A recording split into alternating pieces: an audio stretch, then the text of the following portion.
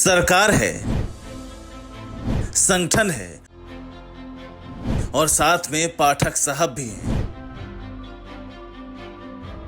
इस तस्वीर को देखकर आपको लगता है कि सरकार और संगठन में सब ठीक हो चुका है, तो आप आधे गलत हैं।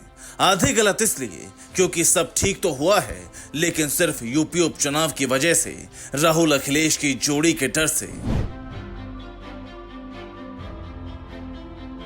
यूपी में 10 सीटों पर उपचुनाव करीब है। लोकसभा के हार के बाद बीजेपी का कॉन्फिडेंस लो है, डर उपचुनाव में डेंट का है। ऐसे में योगी आदित्यनाथ और केशव प्रसाद मौर्य में बात बनने लगी है।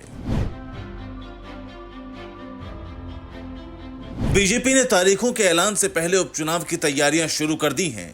इसी सिलसिले में लखनऊ में सीएम आवास 5 कालिदास मार्ग पर मुख्यमंत्री और दोनों उप मुख्यमंत्री उपचुनाव की तैयारियों की मीटिंग में एक साथ शामिल हुए।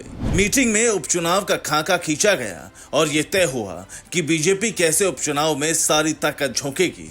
मीटिंग में तय हुआ कि मुख्यमंत्री योगी आदित्यनाथ के पास 2 सीट, दोनों उप मुख्यमंत्रियों के पास 2-2 सीट, प्रदेश अध्यक्ष भूपेंद्र चौधरी के पास 2 सीट, जबकि संगठन महामंत्री को 2 विधानसभा सीटों की जिम्मेदारी दी गई है। सिर्फ इतना ही नहीं, इन सभी नेताओं के साथ पहले से तय 3-3 मंत्रियों को सभी 10 सीटों पर लगाया गया है। यानी बीजेपी ने 1 सीट जीतने की जिम्मेदारी 4 बड़े चेहरों को दी है। दरअसल लोकसभा चुनाव में उत्तर प्रदेश में बीजेपी को बड़ा डेंट लगा था। बीजेपी घटकर सिर्फ 33 सीटों पर सिमट गई, जबकि समाजवादी पार्टी का कुनबा बढ़कर 37 सीटों पर पहुंच गया।